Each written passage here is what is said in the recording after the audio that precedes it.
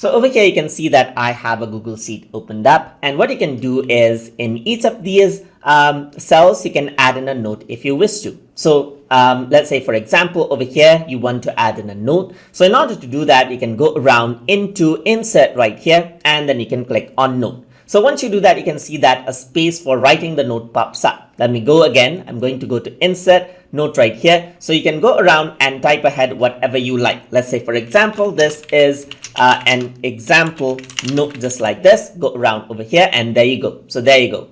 You can also go around over here, go to insert right here and go to note, and you can type in another note right here. So I'm just going to type in another note just like this, another note, and there you go. So notes are like comments, but it's more like not assigned to individual people, and you can increase the size of this as well, as you can see. So you can add in notes as per how you like, and notes appear as this black dot on the top right hand side, as you can see right here. You can go around over here, and if you want to remove out the note, then it is quite simple. You just go around and then erase out the text right here, and then the note will be gone.